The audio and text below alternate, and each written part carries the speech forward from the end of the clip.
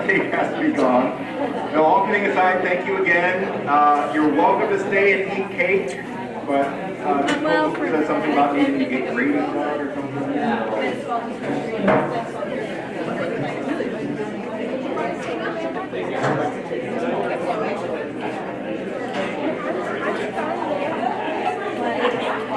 Where are you?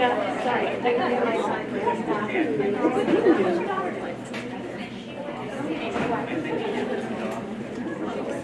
Thank you so much, Casey. All right, we will follow up our favorite part of the meeting with a data presentation by Mr. Cole.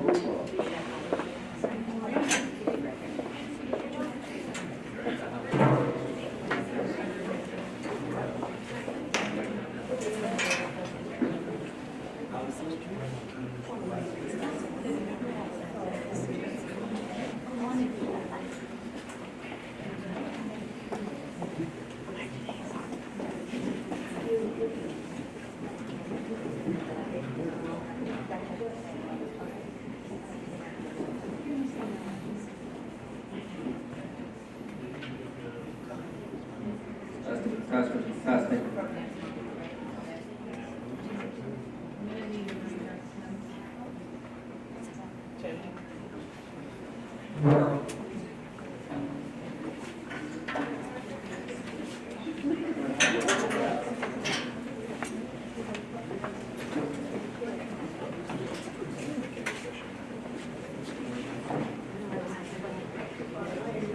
So, well, pros over that, we're going to have a conversation about comfortable, sensible shoes.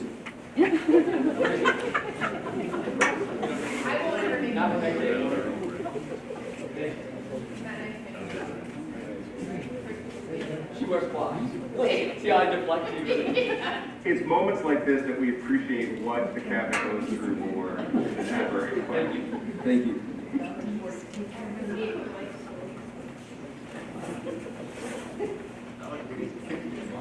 Cole Haan in the children's section.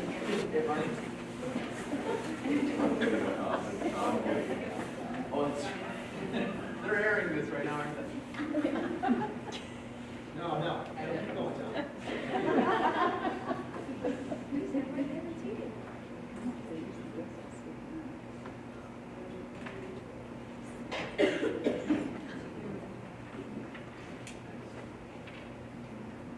Okay, so one of the data points we're going to be talking about is student attendance. That was part of the goals. And so we're going to be focusing on chronic absenteeism and the definition. Chronic absenteeism is an accountability measure used to determine accountability status under New York State's plan to comply with the ESSA. Every student succeeds at.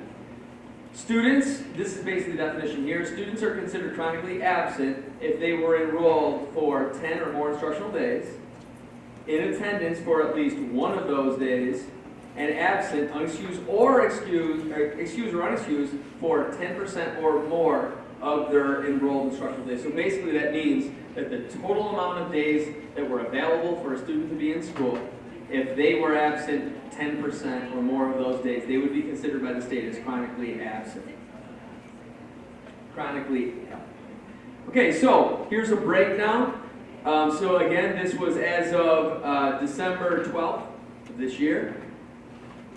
As you can see, we have three categories. I don't need to read them all to you. You can take a look. 0 to 4%, and then 5 to 9%, and then the last column is what would be considered chronically absent.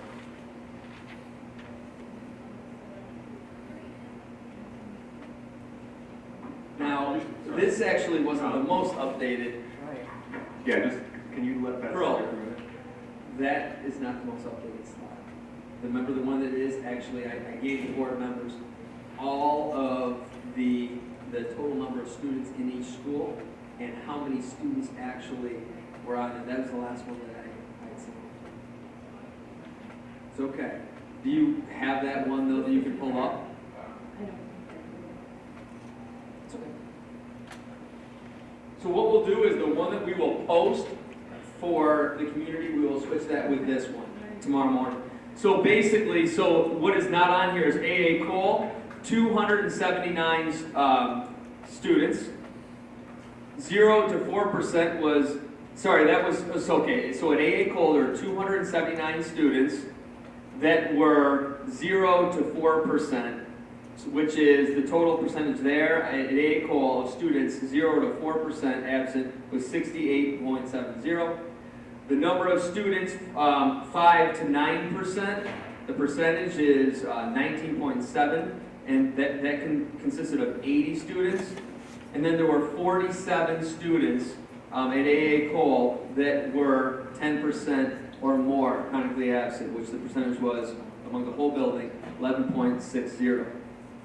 Brewerton Elementary, the total number of students was 360, 0 to 4%, as you can see. 65, there were 65 students that were 5 to 9%, and then there were actually 27 students that had constituted the chronically absent as 10% or more. Hastings Mallory had 257 students between 60 that were 0 to 4% at 63.3. 82 students between 5 and 9% at 20.20. 67 students that constituted the 10% or more, 60.5. Millard Hawk, 365 students between 0 and 4% at 74.60. Total number of students between 5 and 9% for Millard Hawk were 78, which was the 16%. 46 students for 10% or more, which was 9.40% of their total school population. Central Square Middle School, 636 students constituted the 0 to 4%, which was 73.40%. 134 students made up 5 to 9%, which is 15.5%. And 97 students consisted of the 10% or more, which is 11.20%. Paul V. Moore High School had 799 students between 0 and 4%, which was 71.10. 140 students between 5 and 9%, 12.5. And then 184 students which made up the 10% or more, which was 16.40. So these numbers, I say overall, the trend will be they will get smaller as we get more time built in there, because as I said, the 10% is of the total amount of school days that were available. So 3 months from now, we'll offer a lot more days to be in there, as long as the students don't go the other way and continue to have these absences. So what are we doing as a district to be able to prevent this? So there's a whole bunch of things happening right now in our district that are all kind of aligning. So Connie, big kudos. Connie and Aaron spent a tremendous amount of time with the attendance committee and looking at what we're doing to curb this chronic absenteeism. But not just the kids that are chronically absent, but to what we have as our goal that we presented to the board, and that was to approve attendance. So there are some students that aren't chronically absent, but still are maybe within the 5 to 9% that we still don't, that's too many absences. So what are we doing for that? So as you see, here's the pyramid of interventions. Tier 1 interventions are kind of like the first step. So if you think about Tier 1 interventions for instruction, the teachers do them all the time. So those are just basically looking at how they deliver their instruction that is going to be able to get the biggest bang for the buck, helping all of the students in their classroom. It happens right there in the classroom. So engaging in safe school climate, there's a number of different things that are happening in different buildings. I know it's pretty cool at the middle school, Tim LaRose, I believe it's Tim LaRose, right, Connie, that does a program for students that are kind of at risk when it comes to attendance, and he was like playing football with the kids outside during their lunch. After they would eat, they'd go outside, and you could see that these kids, a good portion of them were turning it around and they were coming into school. Mentoring program that they're putting in place at the high school, linking teachers with students that really need that kind of check and connect. These are all ways that we're trying to improve attendance and get these kids to come to school.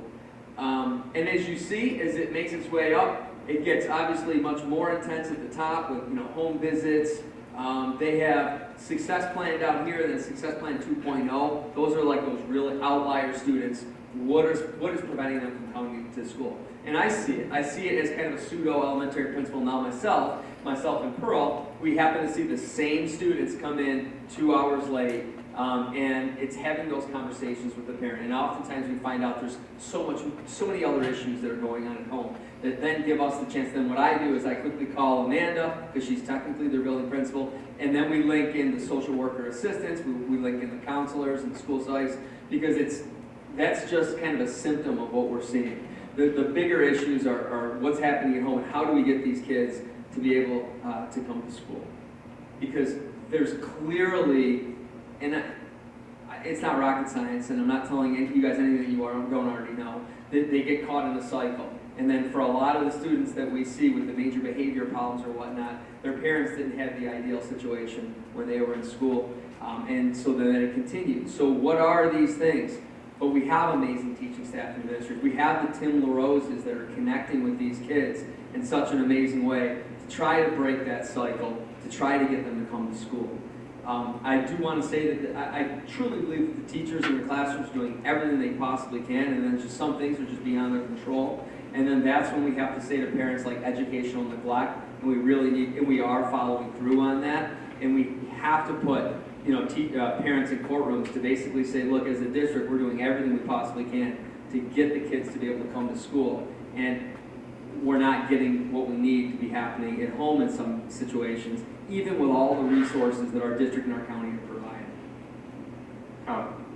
On that, is it cumulative? So if a student falls into tier 2, or the tier 1 actions or things that are happening continue?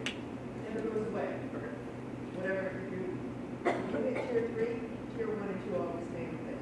And you're going to see, as we continue on here real quick, there's not that many more slides, just what it looks like at the elementary and then the middle school and high school.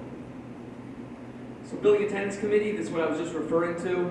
It consists of counselors, teachers, school psychologists, administrators. They meet monthly and they review the things that you see right here. In the elementary, so tier 1 interventions, they have the robocall that sends out to all parents, your child is not here today, which is important. We've gotten phone calls in middle school and high school where they were pretty confident that the child had gotten on the bus, and in fact the child went to the bus stop, but then when the parent looked the other way, went the other way. And so those robocalls absolutely help us out. We do get situations where a kid comes in late after the robocalls have gone out, and then the parents call in, and we're real quick to be able to say, yes, no, your child is here, and then the parents told so they're not stressed out. And in most cases, it's because a parent stays at a house where primary custody parents are split, but both parents get the call, and then the other parent is kind of panicking on why wasn't my kid, he didn't stay with me last night, but then we're always quick to be able to rectify those situations.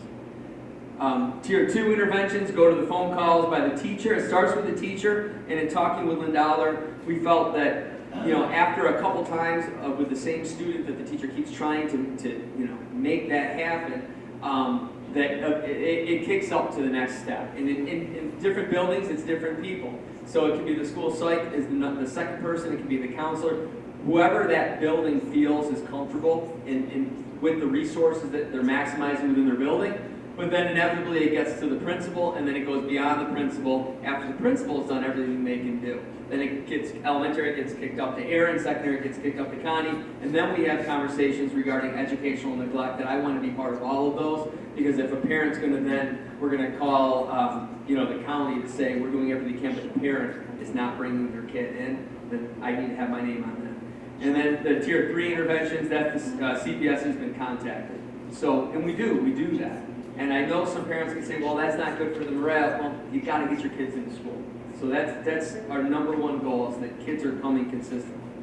The middle school, very similar. The robocall, they have the create a welcoming environment. Again, positivity project, I've witnessed at the middle school. I know we have it in some of our elementaries. I have had parents say to me, my kid is in a building that doesn't have it. They do nice things, but for consistency, usually it's a parent that works in another district that does do the positivity project. So we are looking to make that across the board for our district. And basically with the positivity project, they focus on a set number of characteristics, and it doesn't matter if you're in kindergarten or, you know, in the districts that do this or in 12th grade.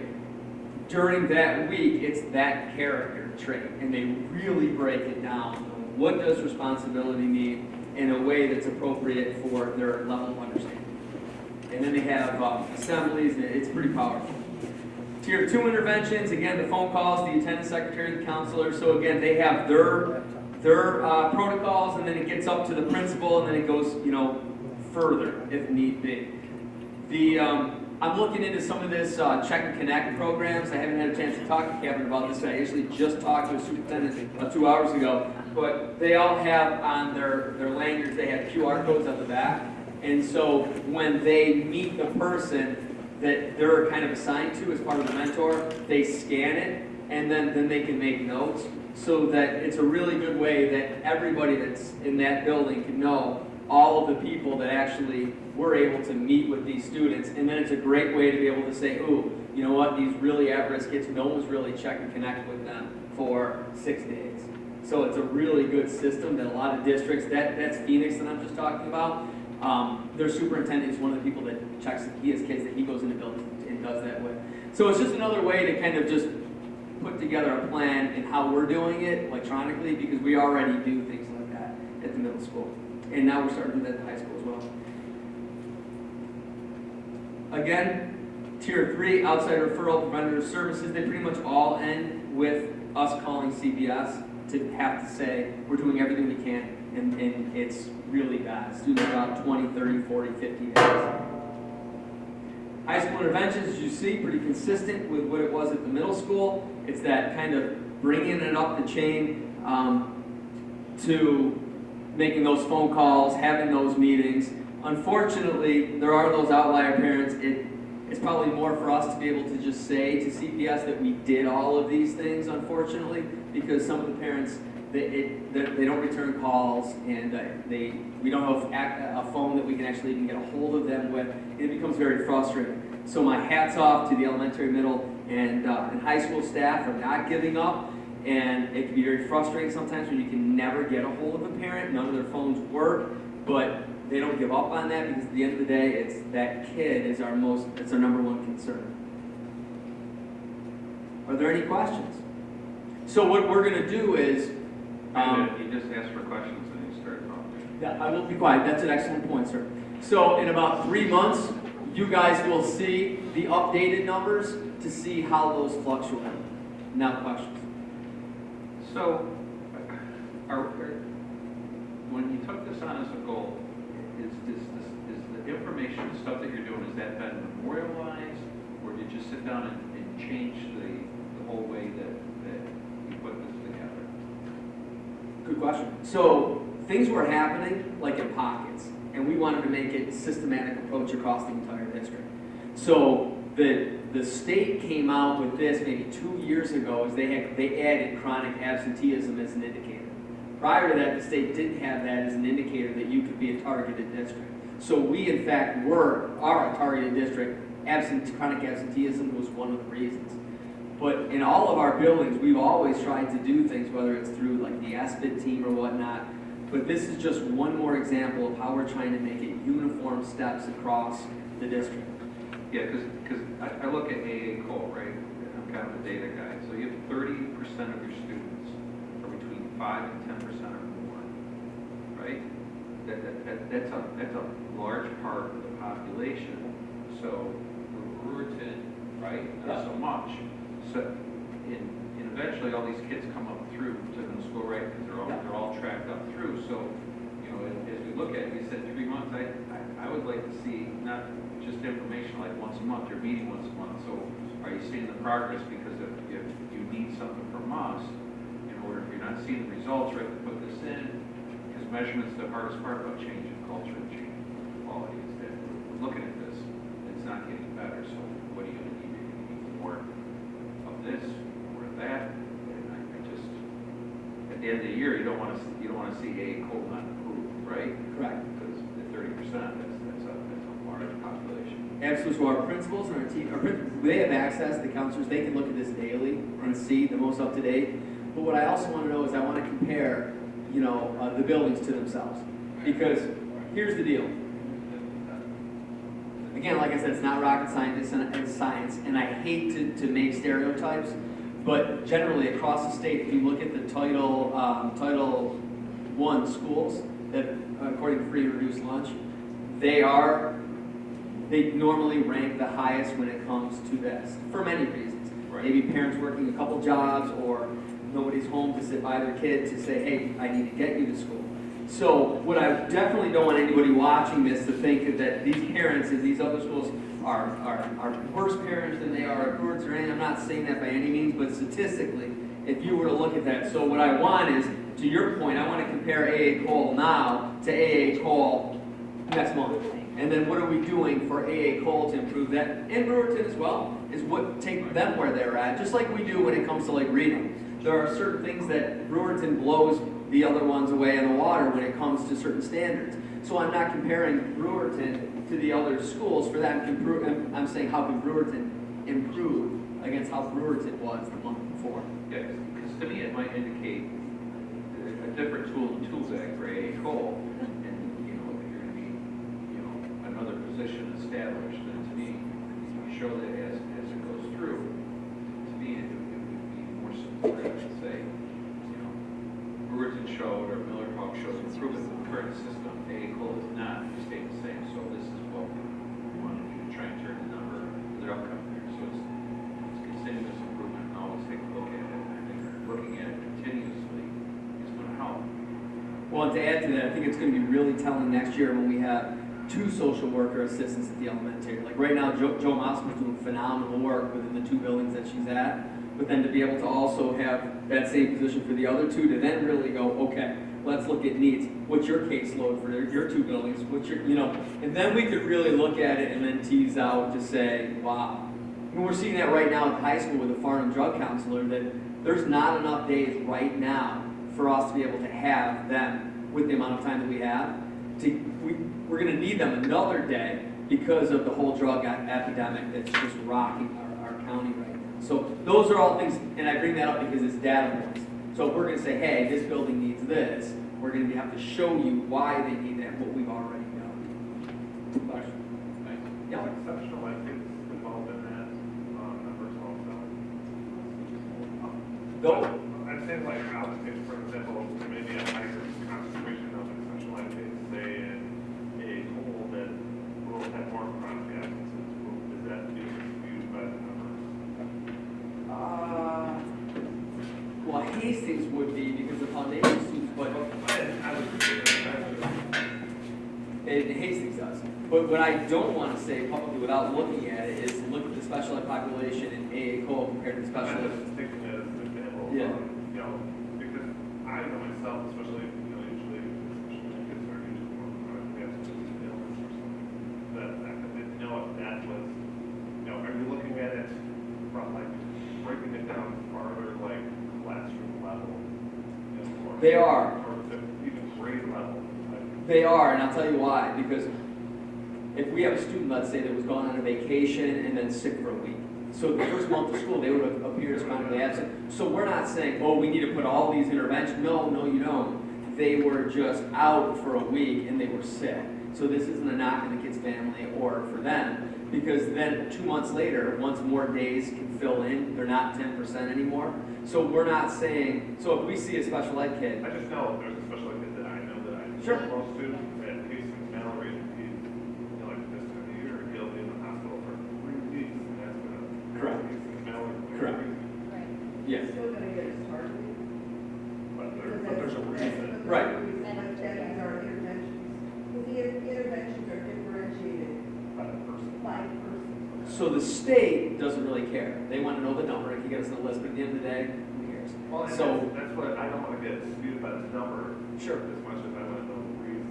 Sure. So we have not disaggregated that percentage by classification or not? Sorry, But that's not a bad- just use the microphone because it's part of the, they won't put the captioning to it if they can't hear. So we've not disaggregated that percentage by classified or not? And that is not a bad idea to put in there to say, obviously without student names, but the population of students for health impairment reasons that prevent them. They still would be considered chronically absent, but it's a good indicator.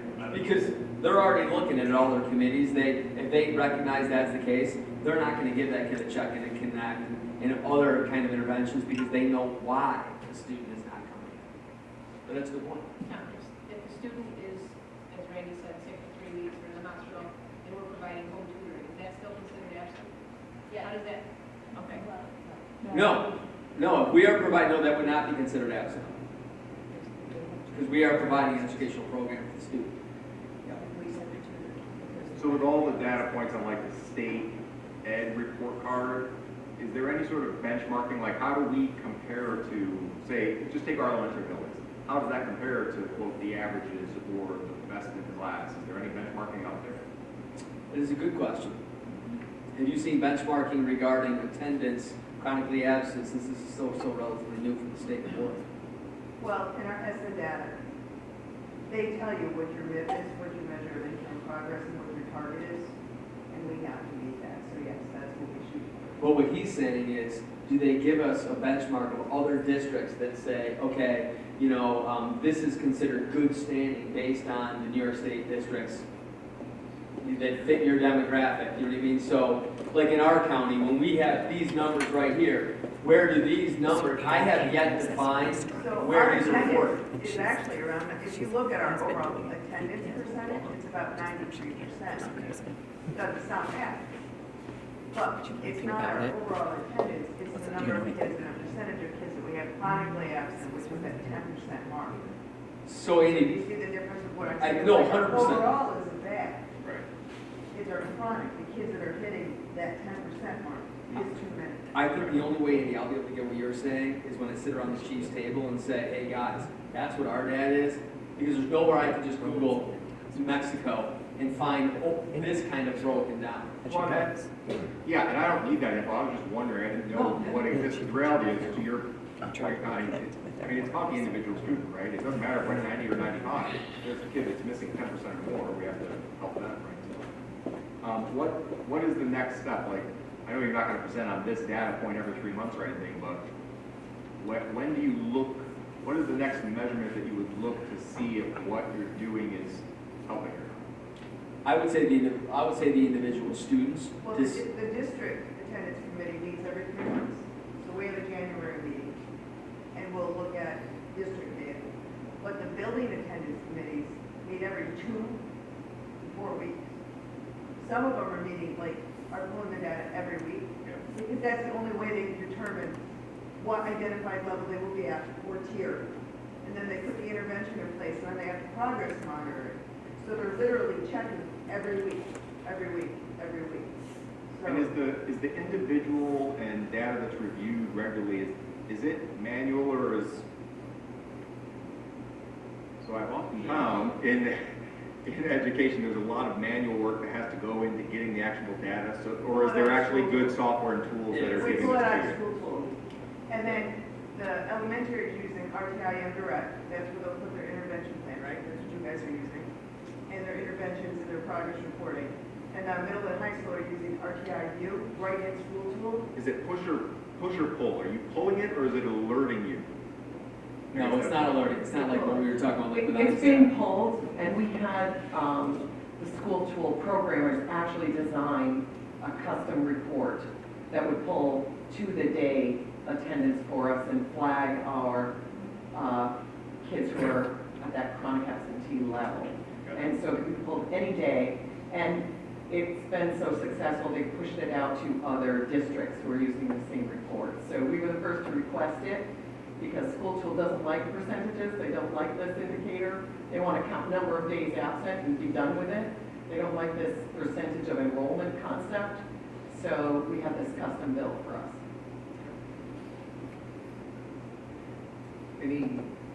Any indication why HME is going from the lowest to relatively the highest across the board? Going from 63 to 4%, 20, 16. The other ones are. Well, you want the 0 to 4% to be the highest. Right. Because that's chronically absent, not attendant. So they're not chronically. You want that one to be high. So what you want to look at is your last 2 columns. If those are big numbers, that's a bigger issue. So that means they're either heading toward chronic, or or they're there and probably gonna stay.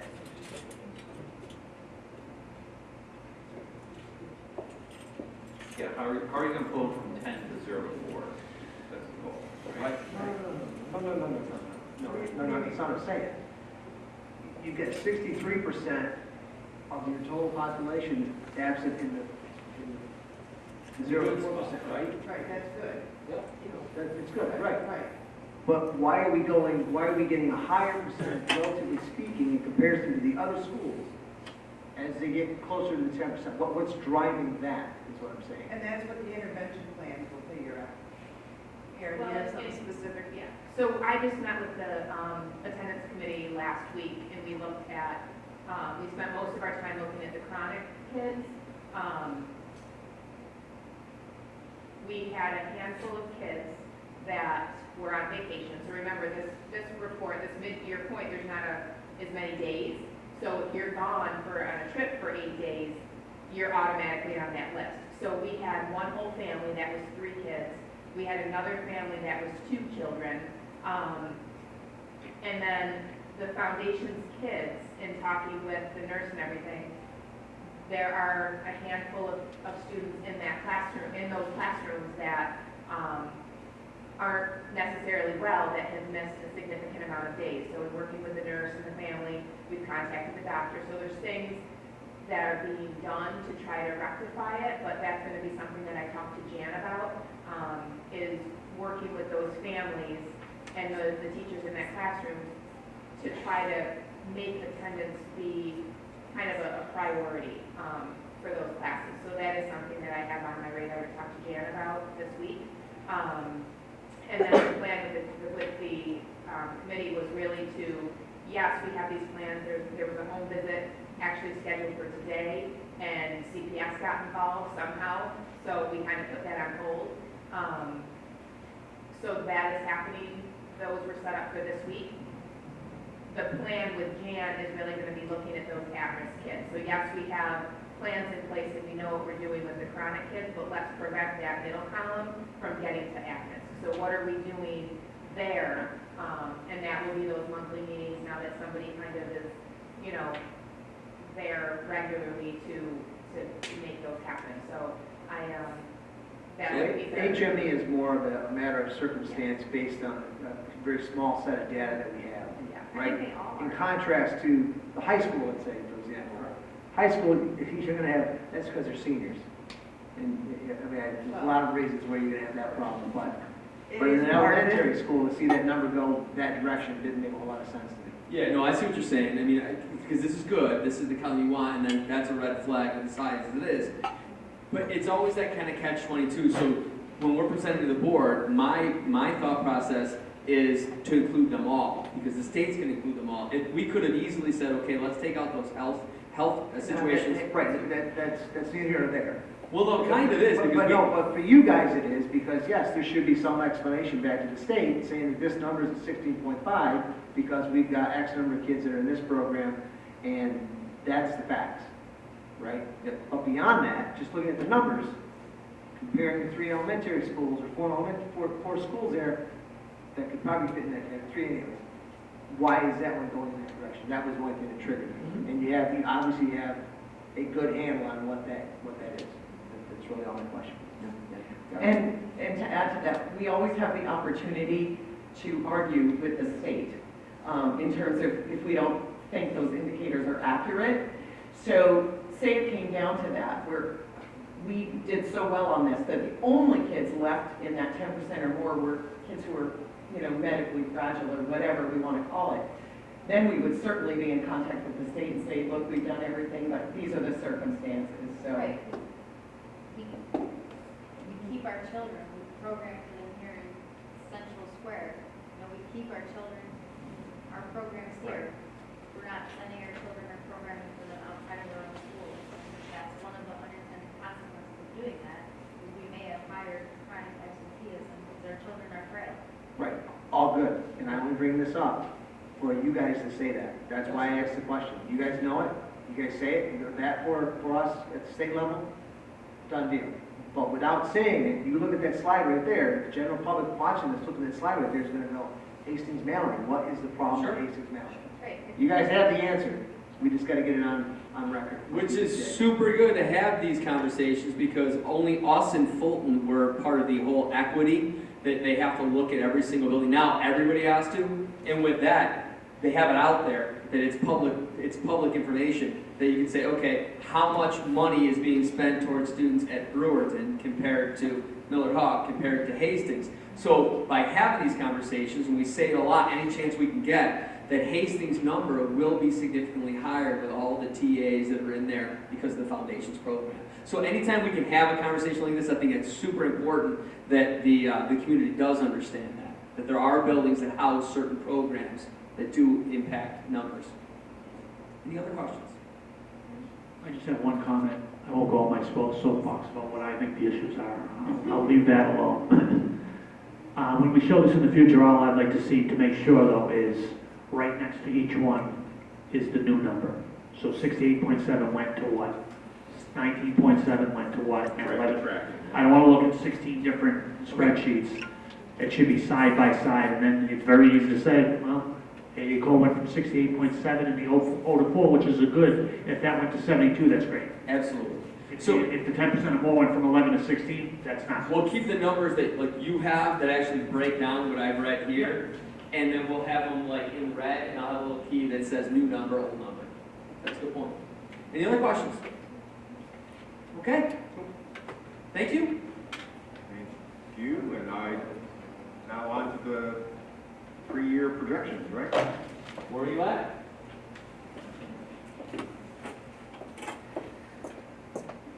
Give me a rate.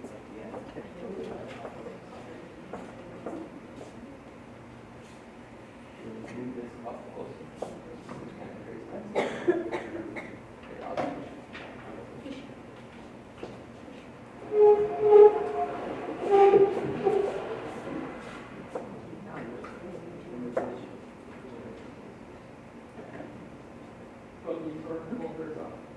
It is.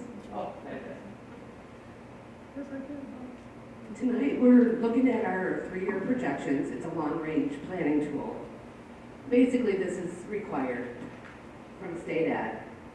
And there's a couple of different tools out there. The one that I generally use is the one that's from the comptroller's website. They're all basically very similar. They pull out the same pieces of information because most schools are basically set up and do the same percentages. What they do and what they recommend is you start with your actual. This is our closing 18-19 school year numbers. It is revenues are in our 3 categories: state aid, tax levy, and other. And expenditures are broken into 8 categories, salaries and benefits being the largest pieces. As you can see, we closed the year almost even. To the good, 257,000 is really, really not good in the accounting world, but we skidded in there. This is the revenues by the pie chart, just to give you the percentages, how large our state aid dependency is, and then the tax levy. On the expenditure side of things, the pie graph again, just to show how big of pieces the salary benefits are to our entire expenditure. This is the budget year we're in right now. The same categories and very similar percentages. They don't change much if you go year to year. This is a budget that's obviously budgetary, so it's balanced. Again, state aid and tax levy make up the bulk of the revenue. And the biggest expenditure is the salaries and the benefits. What the planning tool looks like is what I just showed you. These are now put together side by side, so you can look at and base your estimates going forward off the 2 budget years side by side with the actual there. So if there's anything significantly different from last year's actual to budget, you can kind of take that into effect as you estimate forward. We really didn't have any significant changes. If you look down at the bottom, the percentage of change between the budget and the actual, the 0.2% was that number I just spoke about. It was very, very close. The budget that we're in right now is a 6.75% increase. And just a reminder, it was that big of an increase because we have the building projects coming out. And that's gonna come on in 2 years. The year we're in now, because the project, the $40.8 million capital project is divided, actually it's a dozen different project numbers, but it's basically divided into phase 1 and phase 2 projects. Phase 1 is coming online in the year we're in now. Phase 2 will come online next year. So if you take this baseline and you start moving it forward with projections, we know a couple of pieces of information already. The TRS system is estimating that it's going to go up to 9.5 to 10.25%. And our salaries in the TRS system will go up. Just even if we don't hire anybody new, the increase in salaries will cause it to go up. So there's going to be an increase in our TRS costs for next year. The ERS, they're estimating that it's going to remain the same, but even with that being said, our current salaries will increase due to our bargaining contract increases. Insurance, we're now in the Central New York Workers' Health Insurance Consortium, and they basically say, as an estimate, it goes up 6% a year. That's on average. Last year it went up 8%, and we'll see what this year's looking like. They're saying potentially 6, maybe 7. So how the projection tool works is essentially you have your pieces of the pie, your state aid, your tax levy, your appropriated fund balance, and miscellaneous revenues, the categories on the top, and the 6 expenditure categories on the bottom. And you basically take the expenditures as an estimate moving forward and the revenues as an estimate going forward, and you move the state aid. So as you try to look for that break-even point, because we know that the tax levy with the cap is going to be at 2%, give or take a little bit. We know that we appropriate fund balance usually to the tune of $1 million, and our other revenues are in the $1.5 million to $2 million range. Our payroll, I've put 4% in there. We have contract agreements that are at 3.6, but on top of that, there's always longevities come in, grad hours come in. There's always more to that than just the 3.6. The employee benefits, I have them at 2% increases, the health insurance at the 6%. The utilities for next year, I've got it going down and then staying even. We truly are going to experience some decline there because we really now are having buildings go off our goals. With the sale of Cleveland and the district office and the garage, we finally are starting to realize some of those savings. BOCEs I've put at 4% because that's historically what we've been getting. The debt service, we know what our debt service is. That's actually one of the numbers that we really can kind of estimate. And the 3% for everything else. So I'll go back and forth kind of quick here. But if you take the scenario with what we know and move it forward 3 years at 3% state aid increases, and in year 1, actually no, let me go back here quick. If you look up on the top of year 1, I've got plus 1.7 million building aid. We know that the second piece of the project is going to come out. So that corresponding, that building aid in year 1 is going to increase state aid. Just like if you look down on the bottom, you can see the debt service increase. Those two pieces match. At 3%, we're looking at, give or take, 2,263,800. Those would be the estimated gaps.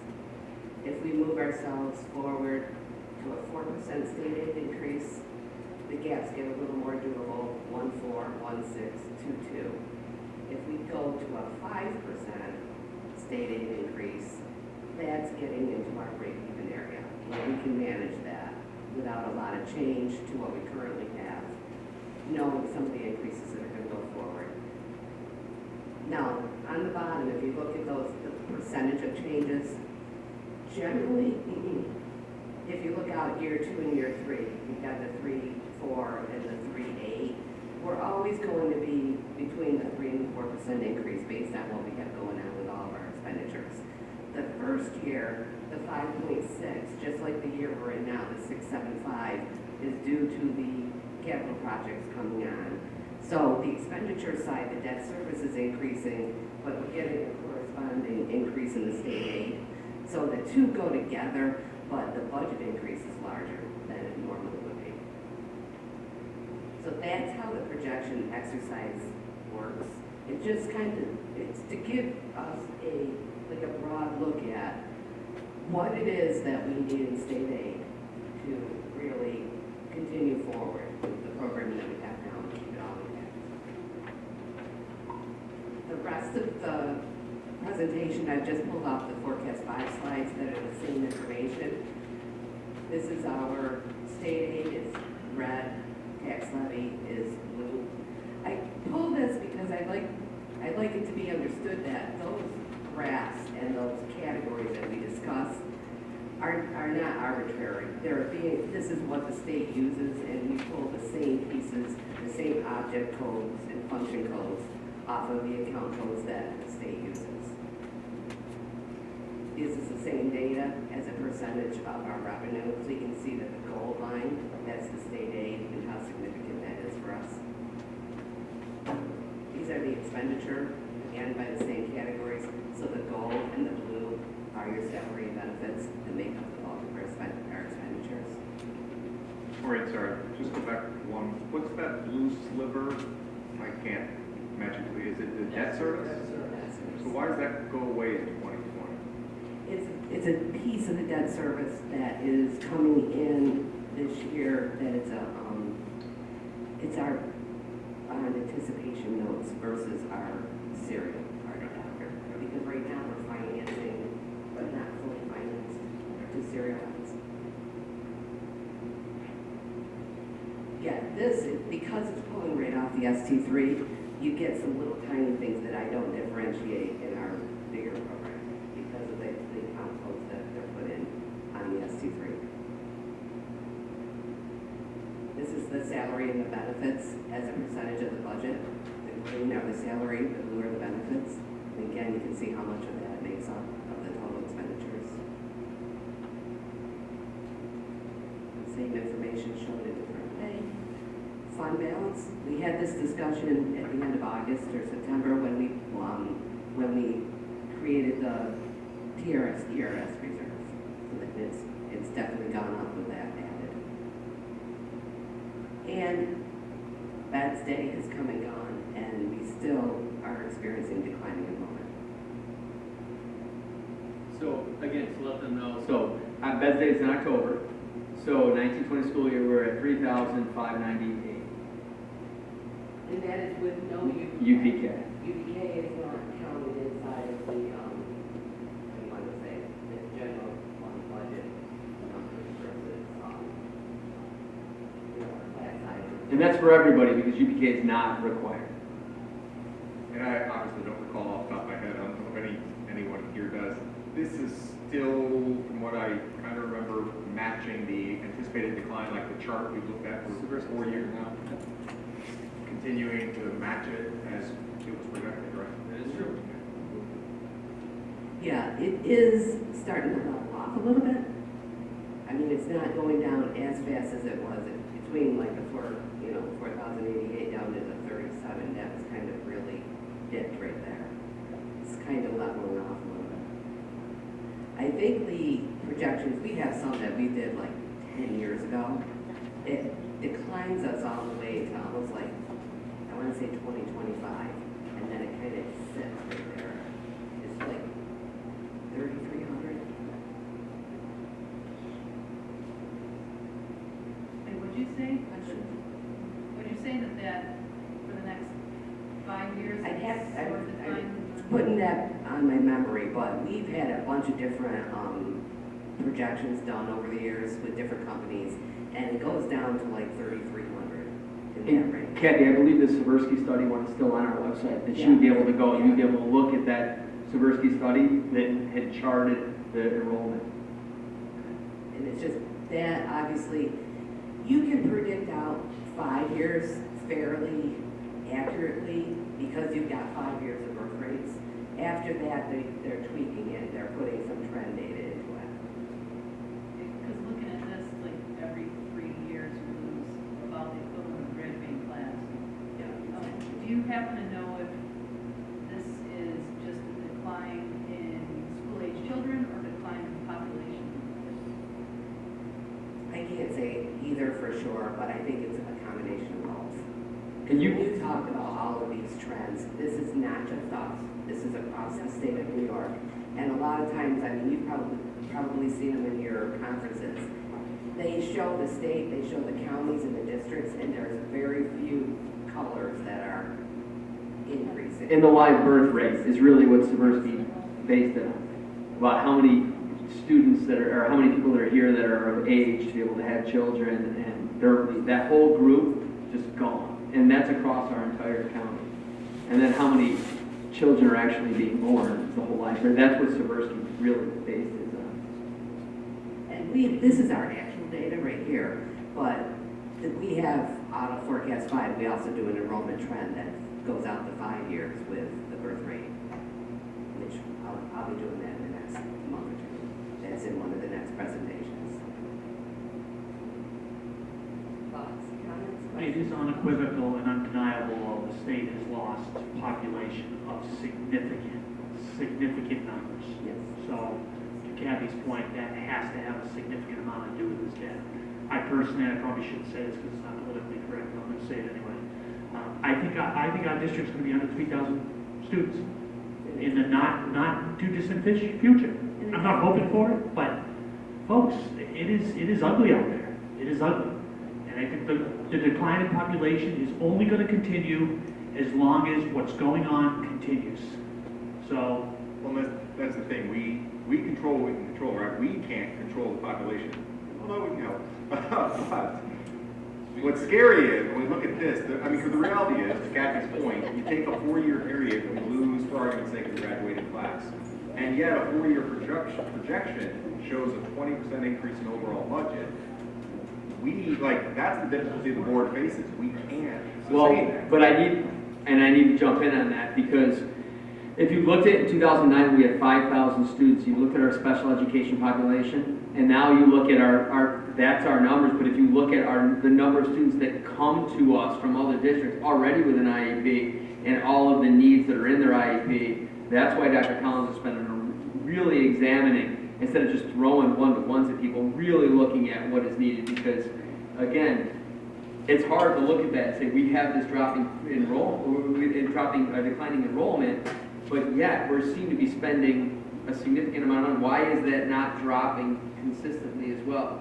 Yeah, and I never expect it's not going to be a parallel line, right? It doesn't work that way. It's not. We may spend whatever it is, say $16,000 per student, but it's not like if you lose 10, you drop 160. It's all in detail. Well, and I also like to say but it's unfunded, not sustainable. That's what we talk part about. we cannot get away from. It's not sustainable. Unfunded mandates.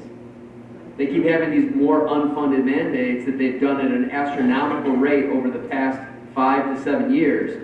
That's costing us to spend hundreds of thousands of dollars on these things that they said, hey, this is neat, you got to go and do this. That wasn't the case to that extent 10 years ago, which is definitely ballooning our budgets to try to keep up with unfunded mandates. and we're just a microcosm of the rest of the state. Until the state figures it out, it is not, I heard the word sustain, it is unequivocally not sustainable the way we're going. It is not in the state. And I just can't believe people just kind of go like, oh, not a big deal. It's a big deal. It is a big deal. And we're large enough that we've been able to close a couple of buildings. Absolutely. So that's not the same for some of these districts, that it is just the one building. There's really no other actions for them to take. We just keep passing more and more laws, more mandates, and lo and behold, the emperor sits up there and he keeps getting, it's mind-numbing. It is, and you can tell my frustration. It is mind-numbing that we continue, just doing this. It's unbelievable, because 1 million is going to be 2 million in another 5 years. It's going to accentuate that drastically in this state. Well, the number one question I get is, why are my taxes going up when we teach fewer kids? We've closed schools. Why are my taxes going up? It should cost less. There should be the ratio per student. And it's, I see how it's sustainable. I don't see how it is, the numbers just don't add up. And you can talk 37%, right? It's been pretty consistent as far as the tax levy to things, but if 37% of a million is a lot more than 37% of a half a million. So how do you get that? And Steve, I've always said in my 5 years here as Board of Superintendent, that I view it as Cuomo's goal is to have countywide school districts, which would then pull away that independence, that feel this is your community, and then put these unfunded mandates that stretch us out so thin that as a survival. I mean, because it was 20, 30 years ago, there was massive financial incentives if school districts consolidated. That was Fable and Manlius, East Syracuse, Manoa. They did those things. But it's at a point now where I still think all of this is being done to really force that, would it be 15 years, 20 years from now, it would be a county-wide school district here. Yeah, but you're not saving anything by wiping out that table. How are you saving anything? You're not saving anything. It's not, meaning that if you're gonna combine schools, right, you're gonna just have one district, so there'll be one superintendent, one director of special. It isn't gonna work, that was Oswego County. The work isn't going away. So you need people in order to perform those duties. So I mean, I understand what you're saying. I don't agree with the government at all. And to me, if you want to help us, I'll go back to the 10 million to BOCES, let the state pay for it. Period. I mean, we got to come up with $10 million. It comes right out of our budget. BOCES, that's why I keep talking. It's a lot of money.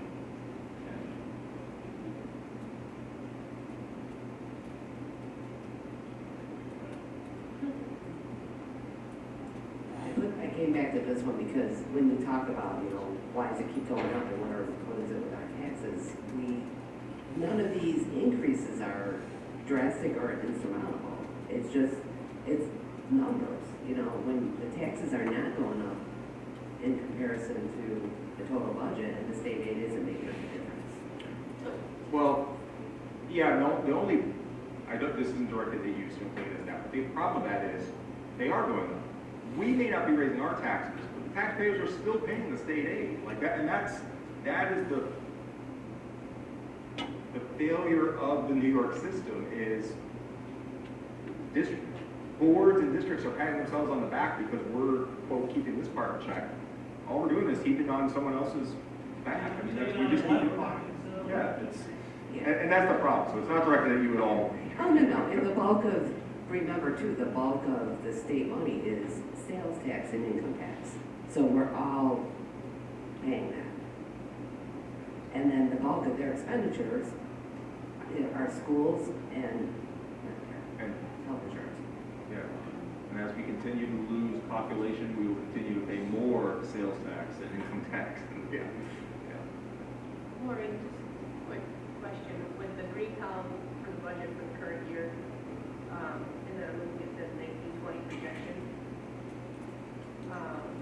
you've got, essentially the $900,000 difference made up between the appropriated fund balance and all their revenue. The difference in those two categories is $1 million, which essentially makes up the difference, the $928,000. Why are those reflected differently? So you've got 2019, 2020 in the green column. And then 2020, for 2019, 2020 in projection. Yeah. Those two rows, appropriated fund balance and all other revenues, make up the difference, essentially, of the 928. Because there's $500,000 more in the budget for fund balance, and there's $500,000, $575,000 more in the all other revenue.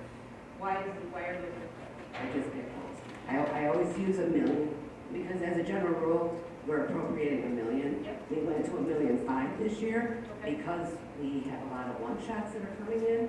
Okay. And we know that we're going to have some premiums on debt service that we've got to bring in, and we have a couple of health insurance pieces that are coming in. Okay. So that's why the other revenue we have it at the Yep. $2,075,000, but that's a little higher than we would normally So in project the it. following years, it would drop back down? That would be the projection, unless we know something different. And like that, this is where, when we're getting into the 5%, those gaps across the bottom are fairly doable. Right, so we maybe say, okay, we're gonna appropriate it in half, we've got a budget that's gonna work.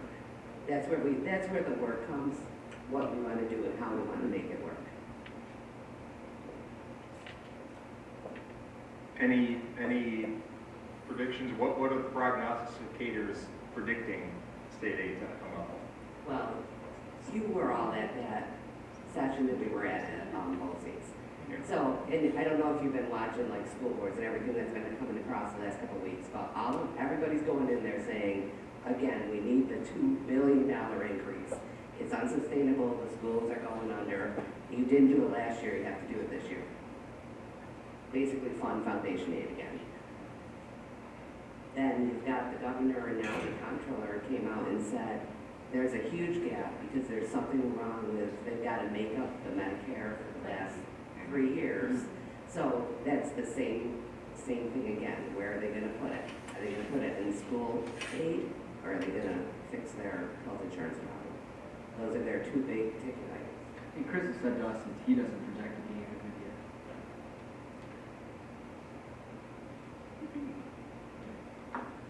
Anything else? Great job, Maureen, thank you. Yeah, thanks for the presentation. No, I don't, it's hard to get excited because it's a rough picture, but you're.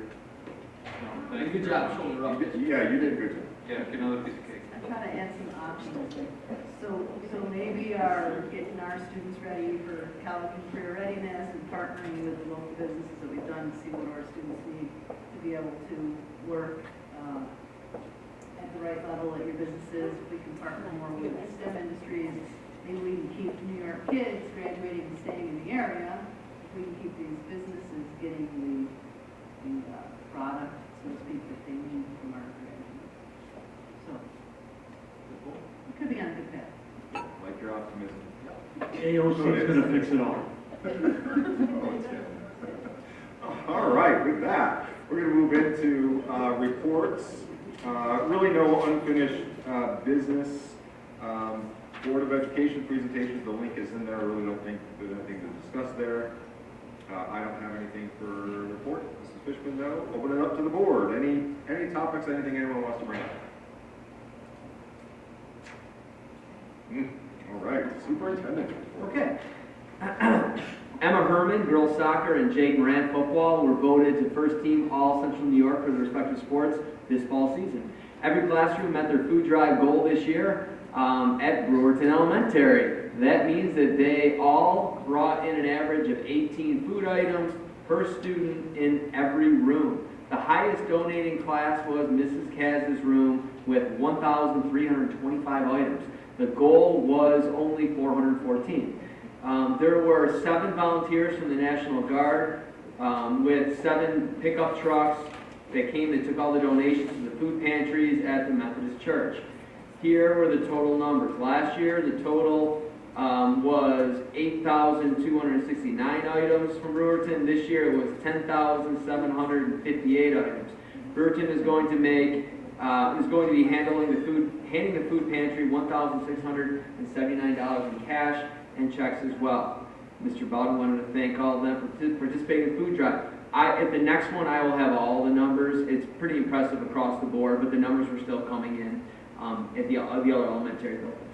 All-State Conference Honors Festival is the highest level of achievement available for any music student in New York State. The students were Hannah Sawalski, Conference All-State Mixed Chorus, and Jessica George's Conference All-State Wind Ensemble. The teachers were Veronica Mainville, Paul B. Moore, Vocal Director, and Mark Woods, Paul B. Moore, Wind Ensemble Director.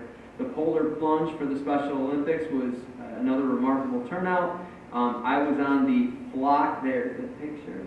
The lower picture is my flock alumni team. Last year we were just called the flock, and now they're all in college, and they came back, so the flock alumni, if she scrolls back up, so that group right there were the Winx waiters.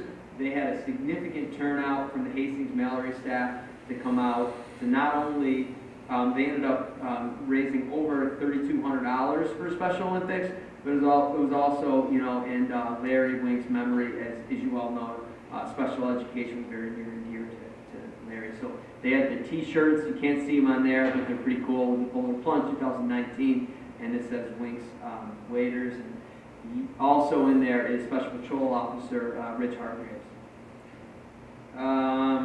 I attended this was an interesting event Saturday night. I was asked to be a judge for the Mr. Central Square pageant, and it was pretty hilarious. It showed some of the talents that our students have.